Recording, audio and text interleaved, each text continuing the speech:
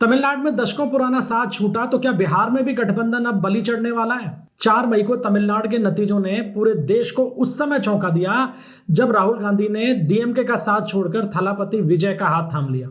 लेकिन असली खबर यह नहीं है। असली खबर यह है कि क्या अब राहुल गांधी बिहार में भी तेजस्वी यादव को उसी तर्ज पर गुड बाय कहना चाह रहे हैं जैसा कि उन्होंने स्टालिन के साथ किया? क्या बिहार में कांग्रेस का अगला पार्टनर जन स्वराज वाले प्रशांत किशोर बन सकते हैं या कांग्रेस एकला चलो की नीति अपनाएगी?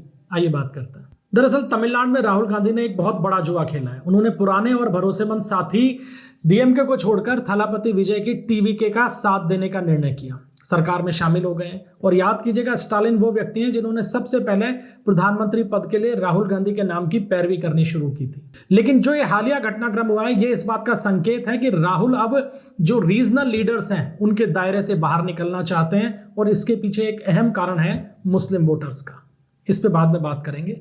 अब राहुल गांधी को यह समझ में आ गया है कि राजनीति के जो पुराने पैटर्न्स रीजनल पार्टी चला रही है या जो कांग्रेस जिन मुद्दों के ऊपर चलती आ रही है उनसे सत्ता नहीं मिलेगी। सत्ता में आने के लिए या बीजेपी को सत्ता में आने से रोकने के लिए नए चेहरों पर दांव लगाना पड़ेगा, जो चेहरे अपने अपने इलाकों के अंदर आगे बढ़ते दिख रहे हैं। और अगर ऐसे चेहरे नहीं मिलते हैं तो कम से कम इस तरीके से दांव लगाया जाए कि उस स्टेट के अंदर कांग्रेस आगे बढ़े, क्योंकि कांग्रेस के विस्तार के लिए सबसे बड़ी समस्या तो यह है कि देश के अधिकांश राज्यों में कांग्रेस का नेटवर्क खत्म हो चुका है, गठबंधन शून्य हो चुका है और वोट बैंक कांग्रेस के पास बचा ही नहीं है। लेकिन उम्मीद की किरण अब एक आती हुई दिख रही है। उस उम्मीद की किरण का नाम है मुस्लिम मत। ये जो 5 राज्यों के चुनाव हुए ना दोस्तों, इसमें कांग्रेस की दुर्गति भले हुई हो, लेकिन उसके लिए एक अच्छी खबर निकलकर ये आई है कि अल्पसंख्यक वोट जो है वो उसकी तरफ जुड़ने लग गए हैं। उदाहरण लीजिए आप असम का। असम के अंदर मुस्लिमों की पार्टी है आईयूडीएफ। इस चुनाव में कितनी सीट मिली? 1। और कांग्रेस ने 19 सीट जीती, जिसमें से 18 जो हैं वो मुस्लिम इलाकों की सीटें हैं और उसके ऊपर मुस्लिम जीते हैं चुनाव। अब आप सोचिए कि पूरा का पूरा मुस्लिम वोट बैंक एक मुस्लिम पार्टी से निकलकर, आईयूडीएफ से निकलकर कांग्रेस के पाले में चला गया।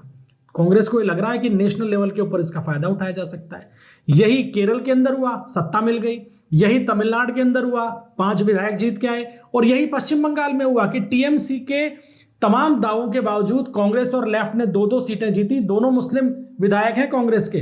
लेकिन इसके अलावा कई मुस्लिम एरियाज के अंदर कांग्रेस को बहुत अच्छा वोट भी मिला। अब कांग्रेस को यह लग रहा है कि जब परंपरागत वोट बैंक जो है मुस्लिम मत वो उसकी तरफ वापस लौट रहे हैं, तो फिर क्षेत्रीय दलों के ऊपर दाव लगाने की क्या जरूरत है? फिर तो अगर पार्टी का विस्तार करना है तो उसमें दलितों के कुछ वोट जोड़े जाएं और सवर्णों के वोटों को कुछ साथ में लिया जाए और पार्टी खड़ी हो जाएगी। होगा या नहीं होगा, लेकिन राहुल गांधी ने अब इस तरफ सोचना शुरू कर दिया है और इसका पहला उदाहरण आपको देखने को मिला तमिलनाडु के। भले ही कांग्रेस ये कहते रहे कि हमने बीजेपी को सत्ता में आने से रोकने के लिए ये काम किया। अरे बीजेपी तमिलनाडु की सत्ता में आ कहां रही थी? 1 एमएलए है। कुछ नहीं किया आपने सत्ता में आने से रोकने के लिए बीजेपी को। आपने इसलिए किया क्योंकि आपको सत्ता चाहिए थी। आपको एक ये ठप्पा चाहिए था कि भाई तमिलनाडु के अंदर भी हम सत्ता में हैं। पहले डीएमके के साथ थे, अब तमिलनाडु में टीवीके के साथ आके बैठ गए। तो इस तरीके से राहुल गांधी ने वो जो एक बातें की जाती थी नैतिकता की, गठबंधन धर्म की, उसको बिल्कुल ताक पर रख दिया है और अपना एक फॉर्मूला दिखा दिया है कि भैया किसी भी सूरत में सत्ता हासिल करनी है और अगर सत्ता नहीं मिले तो पार्टी को ग्रोथ देनी है। और यही फॉर्मूला अब बिहार के अंदर भी राहुल गांधी आजमा सकते हैं। कारण यह है कि बिहार के अंदर कांग्रेस को पहले से ये लग रहा है कि हमें आरजेडी से अलग हो जाना चाहिए। कांग्रेस नेताओं के बयान आपने सुने होंगे विधानसभा चुनाव के बाद में, बराबर वो ये कहते रहे। यहां तक कि पार्टी के जो प्रदेश अध्यक्ष हैं राजेश राम, उनका भी बयान आया था बिहार में आरजेडी के साथ जो समझौता था कांग्रेस का वो केवल विधानसभा चुनाव तक था। विधानसभा चुनाव में क्या हुआ? तमाम हल्ला गुल्ला हुआ, सत्ता लाएंगे, ये लाएंगे, वो लाएंगे। कांग्रेस के पास 6 सीट आई।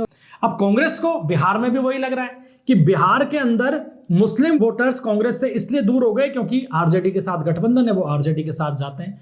अब चूंकि बाकी राज्यों के अंदर मुस्लिम मतदाता वापस कांग्रेस के साथ आ रहा है, तो कांग्रेस को ये लग रहा है कि बिहार में भी ऐसा हो सकता है। और यही कारण है कि बिहार में भी एक अलग राह चुनने की तैयारी कांग्रेस करने लगी है। अब कांग्रेस को अभी तक जो राजनीति समझ में आ रही है उसको ये दिख रहा है कि आरजेडी के साथ रहने पर कांग्रेस को नुकसान हुआ है। नुकसान ये हुआ है कि उसका सवर्ण वोट खिसक गया, मुस्लिम वोट उसके पाले से निकल गए, दलित वोट उसके पाले से निकल गए। इसके अलावा कांग्रेस की इमेज जो है वो पिछलग्गू पार्टी की बनकर रह गई, जो 20, 30, 40 सीटों के ऊपर चुनाव लड़ती रहती है।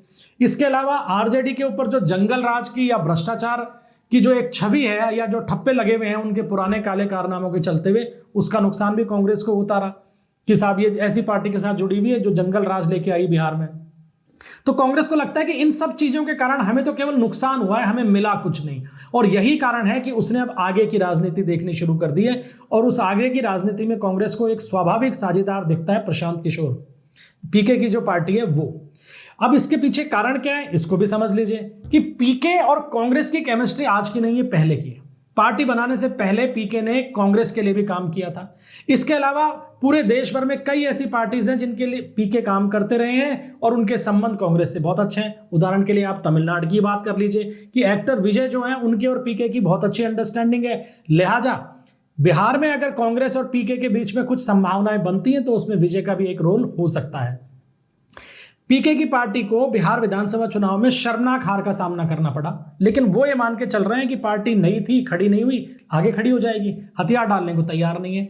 अब हो ये रहा है कि कांग्रेस को ये लग रहा है कि पीके की पार्टी आगे बढ़ नहीं रही है या उसका ग्रोथ होगी कि नहीं होगी, लेकिन अगर साथ मिलकर चुनाव लड़ते हैं तो संभावनाएं बनती हैं, क्योंकि मिल तो आरजेडी के साथ में भी कुछ नहीं रहा है, बल्कि जा ये रहा है कि ना तो सीटें मिल रही हैं ना स्ट्रक्चर खड़ा हो रहा है।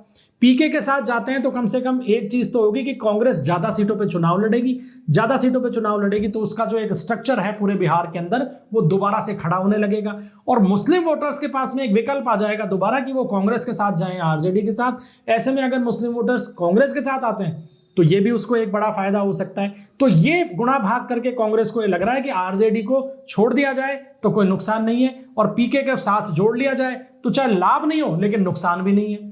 हाँ, इसमें फायदा यह है कि पार्टी की ग्रोथ की संभावनाएं बिहार में बढ़ जाएंगी, और यही कारण है कि 2019 से पहले बिहार की राजनीति भी बदल जाए तो कोई आश्चर्य नहीं है। कांग्रेस को पता है कि 2029 के लोकसभा चुनाव में भी आरजेडी उसको कुछ नहीं देगी, वही 2-4-5 सीटें जो मिलती हैं वो देगी, जिनमें से कांग्रेस को 1-2 सीट जीतने की स्थिति में आएगी तो आएगी, नहीं तो नहीं आएगी, क्योंकि 2024 के चुनाव में जो गलती बीजेपी ने की वो बहुत मीलों पीछे छूट चुकी है, आगे संभावना है नहीं। इसलिए कांग्रेस 2029 के चुनाव से पहले बिहार के अंदर भी द्रमुक की तरह एक नया दांव चल सकता है। तो क्या 2029 के चुनाव से पहले बिहार की राजनीति में ये बड़ा बदलाव देखने को मिल सकता है? क्या राहुल गांधी उसी तर्ज के ऊपर आरजेडी को भी गुड बाय कह देंगे जिस तर्ज के ऊपर उन्होंने तमिलनाडु के अंदर डीएमके को कह दिया? तमिलनाडु का ट्रेलर तो सुपर हिट रहा है, लेकिन क्या बिहार की फिल्म में क्लाइमैक्स अभी बाकी है?